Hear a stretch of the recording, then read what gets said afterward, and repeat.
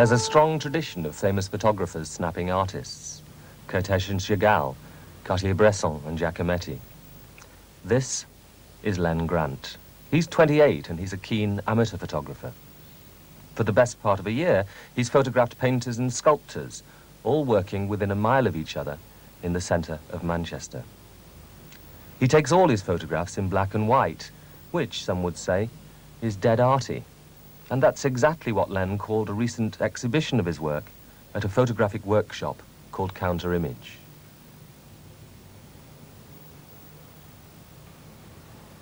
This is a wood and brass 10 by 8-inch plate camera built by John Nesbitt in Wales. This is Michael Black. He's 32 and he's dabbled in all sorts of things, computers, marketing and music, before taking to photography, which is how he now makes his living. And unknown to Len, Mike's also been photographing painters and sculptors in Manchester's city centre.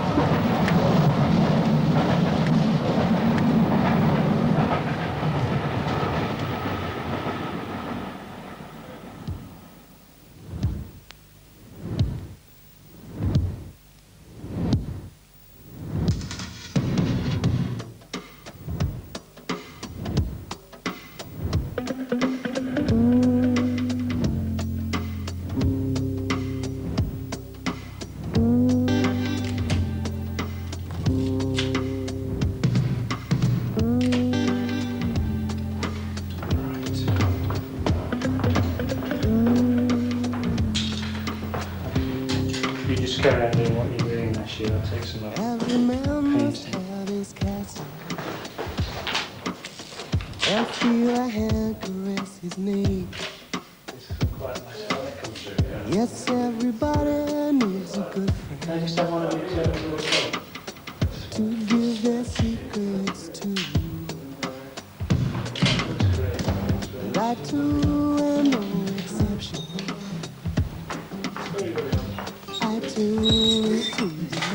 There are 13 painters who work in this third-floor space in the city centre. It's not the only studio, and this isn't the only city. There are many similar groups of people in low-rent property and long redundant industrial premises. They're mostly former graduate art students who are finding ways to continue to paint and sculpt despite a lack of funds and recognition. Sometimes they're grouped together, as here in MASA, the Manchester Artists Studio Association. Some sell work more than others. Part-time teaching subsidizes some income. Bar work and other casual jobs help artists to continue to buy materials and to apply for exhibitions. Len Grant and Mike Black find these people and their spaces fine subjects for photographs. They've visited 8 studios, all within 1 mile of each other in the city centre. They've found a community that's as much a part of 1980s inner city life as dereliction and decay, and it's far more positive and joyful. I wish him someone to love, for it takes a while to rekindle. No matter how many you've managed to fool, for the first bite makes the deepest teeth marks. This space is lovely. The longer you're in any kind of space, and I paint the things around me, you start to fall in love with it. You're always on your own when you're working. It's hard, really. A lot of people here have managed to continue painting for 6, 7, 8 years, and you need that kind of support. You need to support each other, really. Just in accepting what you do as normal. It's like a little world of its own, I suppose. Who will transcend unto another? Holy home.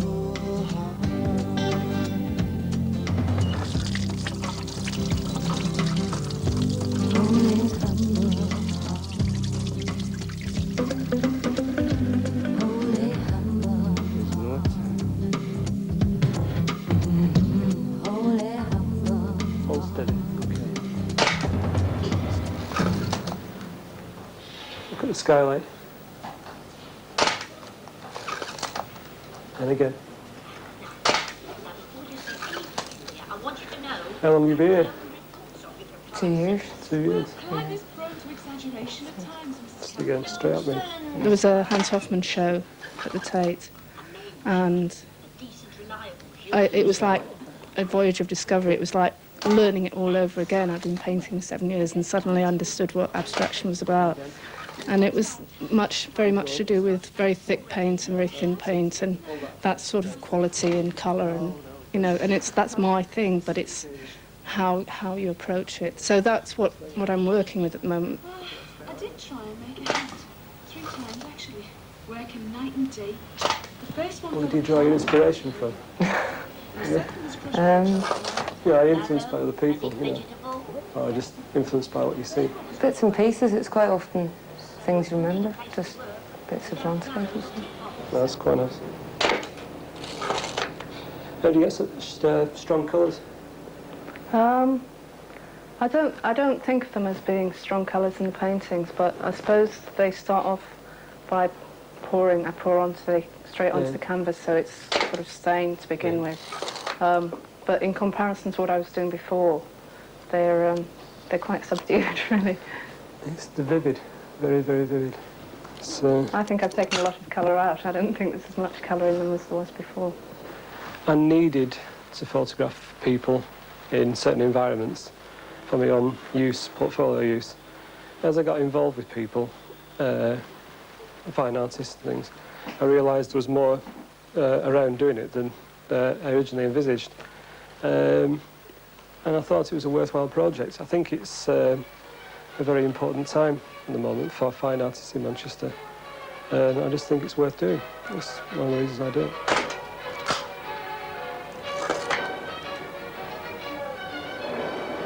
I have to come up for it, the show. I will, yeah. Yeah, I'm looking. I like a do. Do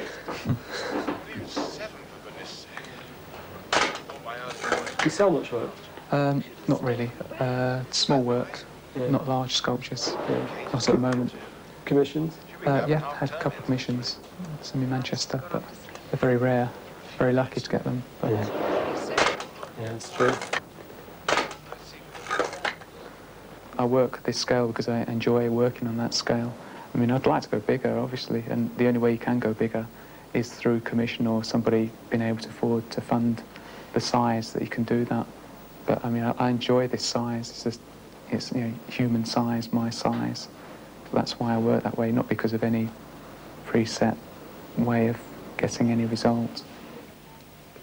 People who should care or should want to keep this kind of work going in Manchester, in England, are just not interested.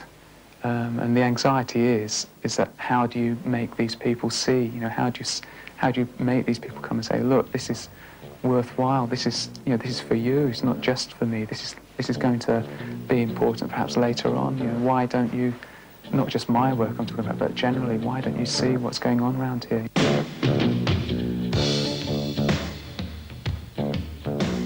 Warnings of gales in Viking, Northwood Sierra, Southwood Sierra, Forties, Dogger, Fisher, German Bight, Portland, Plymouth, Biscay, Finisterre, Bailey, Faroes, and Southeast Iceland. I'm the lonely boy in this town. Everybody trying to turn me down. I'm lonesome as I can. I'm the lonely boy in this town. Everybody trying to... Right, can I have sort of a more, as if you're sort of really pissed off with not being able to do anything, sort of like that? Not pissed off. Sorry. Is that too false if I do that? I don't know. I mean, I don't sort of sit staring at a blank palette or anything. No, perhaps not. You don't have to stare at that. Okay.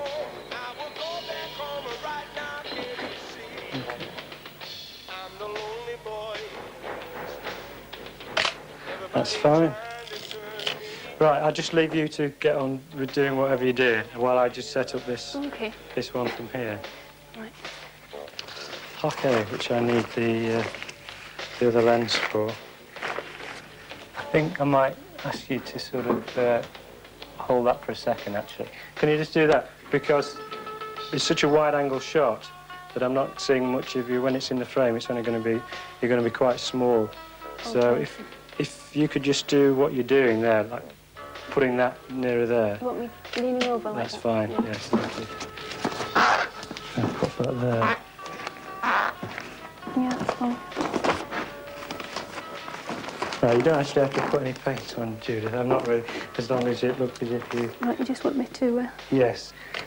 Right, you just come towards the camera when you're ready. OK, fine. I won't annoy you anymore. We'll take it from there. Do you normally paint? Sorry, mind you going to disturb you from talking? No, carry on. It's just been annoying me, this green bit, for a while. So you're going to get rid of it? First thing I want to get rid of. Yeah. But would you do a sort of sketchy painting like that normally, or would you just start it on the canvas? Are you talking to me or the dog? No, I think, as I say, it starts with the watercolours and sort of like going out and looking at stuff. Yeah. And then it's more or less, this takes over from that. I don't understand abstract art anyway. Well, you understand colours and shapes, yeah. You? You know. I mean, is that enough to understand it? I think so. It's a start, isn't it? Yeah. I mean, you go out to the country, what is it? You know, it's just shapes and colours.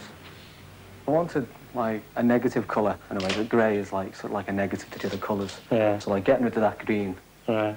You've tipped the balance, so I've got to put something in over that side. Mm. You know? You know, then you see how it looks. So it's how the canvas is weighted? Yeah, it's sort of like constantly adding something. Then, I mean, if you put another colour in, it's going to alter all the other colours, their relationships, and sort of like the space. It's going to alter everything. How does it ever get finished if you always put more in? Well, the thing is, like, you know, it gets to that stage where, you know, it just feels like you've done enough and you've learned something from it. If you've learned something, if I've learned something from it, that's enough, you know. From the bottom, showing lighthouse to the avalanche zone. And gold teams and Mars arena, like blood rat on its roof. Everyone there is scratched the hand, as cool as the sea in the shallow pool. When they sing this Australian band, I wish I was born in Lancashire. La la la la la la la la la la la la la la la la la la. Well, there are berry penguins on Lion Island, my Nancy on 11. Each a summer migrant to the healthy environment, a weekend boat and a stroke. Mary's church, where they married my mother. The Jesuit school, the school of my brother. But none of these names mean much more to me than a hand-me-down memory. Everyone there is fresh to have, as cool as the sea in the shallow pool. They sing this Australian band, I wish I was born in Lancashire.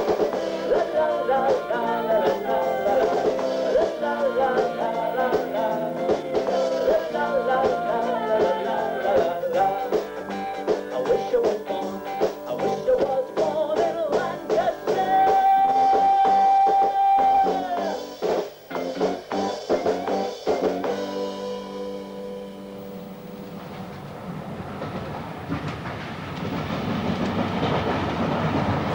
Hey, the art mob's out tonight. Oh, you better look good. You better act right, cause the art mob's out tonight. The immediacy is something I value, and so I go out with a piece of canvas, suitcase of paints, and paint scenes and such. To be as true to oneself and to one's environment as possible is important. So it was important for me to capture the feel of the city, and so I started painting bad canals. I like not knowing the feeling of not knowing what's coming next.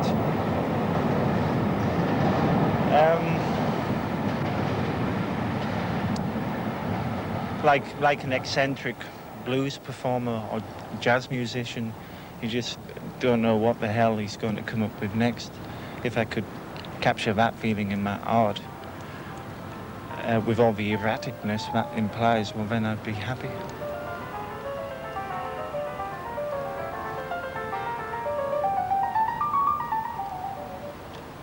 That's right, look at me. That's smashing. A lot of your paintings seem to have Jack in them. Yeah.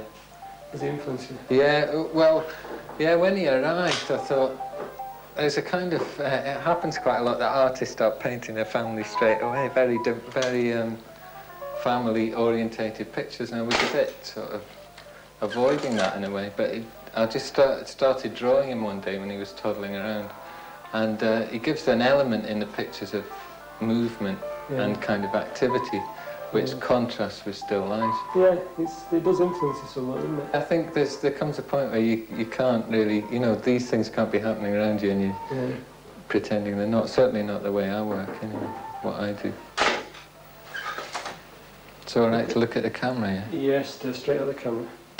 He puts up with a lot, and I think I put up with a lot. He looks after Jack most of the time when I'm out with the band, and I look after Jack when he's painting. That's fair enough. People on the outside often look at us and think, oh, an idyllic situation, house by the canal, beautiful young child, both doing what we want to do, which is true. All those things are really good, but we have no money. That's one tension. Peter, I find, just wants to paint most of the time, you know. I think if he had more time that was his own, he wouldn't be so desperate to get up the studio all the time. And I could quite happily sit and play the guitar for most of the day. There are pressures from parents and parents-in-law, but I don't bother about them, you know. I think they're okay. That's not what they would have done when they had kids, but it's what I'm doing, and nobody's going to stop me. If I was just trying to play bass on my own, I couldn't do that because you have a down day, and it's really hard to pick yourself up. If you're with other people, they do it for you in a way, and you keep going. But as a painter, oh, well, I couldn't do it. Definitely. I think a painter's lot is an extremely hard one. It's very solitary.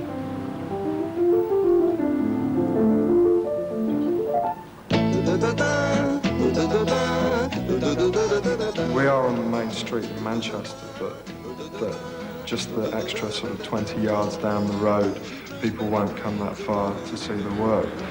I mean, we do have the main doors open during the day, and passers-by will stop and look, and we'll invite them in for a chat, but by and large people aren't that interested. It's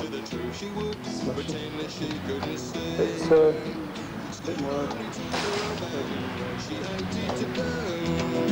She'd argue about history and say it's her story too, and discover in America, she said it was the other way round. The Christopher Columbus was discovered by what he found. She had a heart for the crowd, she was a fighter at school, a very bright spark, but in a battle of the dreams and ideas they gave her very low marks. And as she can't put a kid in jail, they cut her like a flower. We managed to work together very well. I mean, I think our work is quite diverse, so that we can feed off each other in that way. I think it's quite successful, yeah, working as a trio. I mean, we've all just left college, really. It's just a year. So this seems to be the best place at the moment. I think there's quite a lot going on here.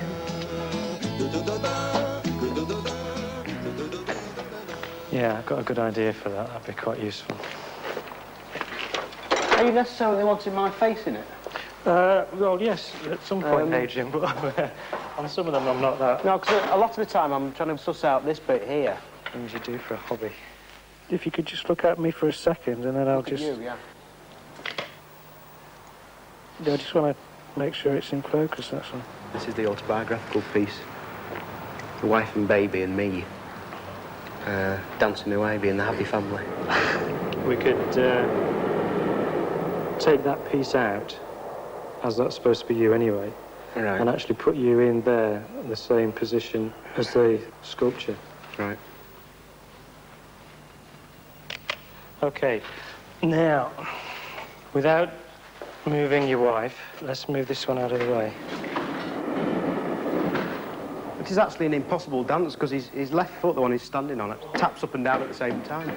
Right, well, I expect you to do that then. Right.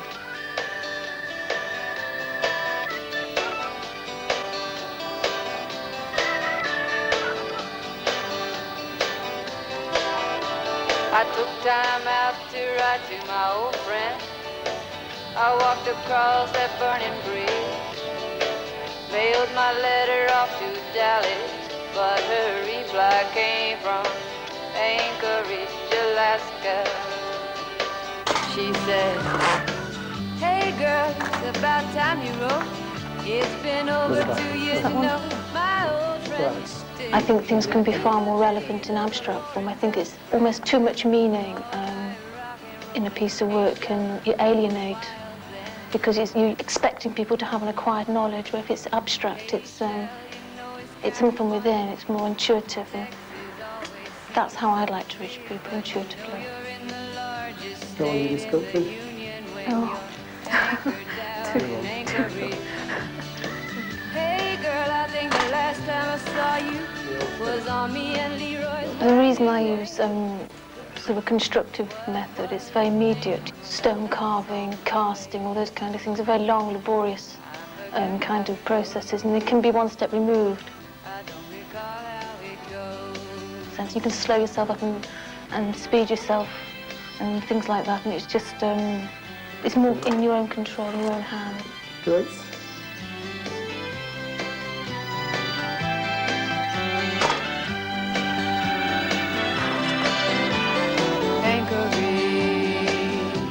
Anchored down in Anchorage. Leroy got a better job, so we moved. Kevin lost his tooth, now he started school. Where are you going to after this? Well, I'm looking for somewhere else. Tried any of the studio? No, I'm looking for some. I've got a group of people looking for somewhere on our own. Oh.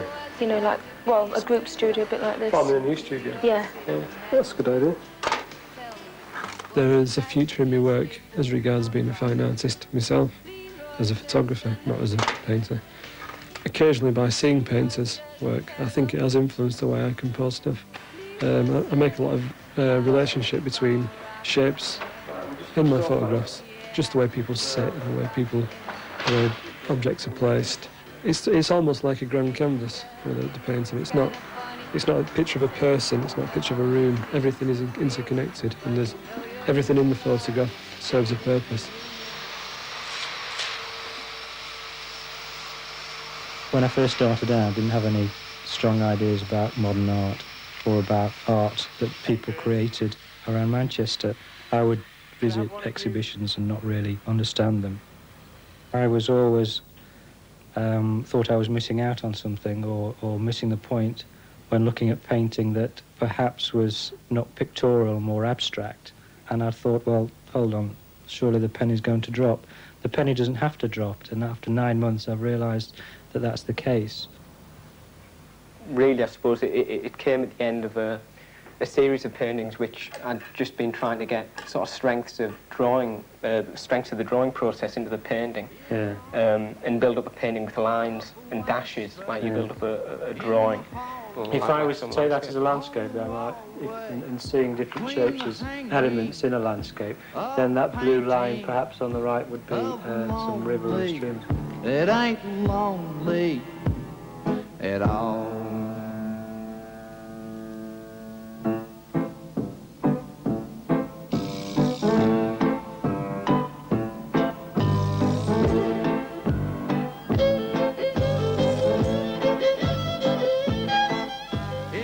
I've become a lot more excited about discovering not only just art that people have created around Manchester, but actually looking back at artists that my subjects have recommended to me. And I get much more of a kick now going in and looking at exhibitions. In a way, you're being invited into their space, into their lives. It's almost like having the opportunity to be a part of it almost, and it's a small honour in a way.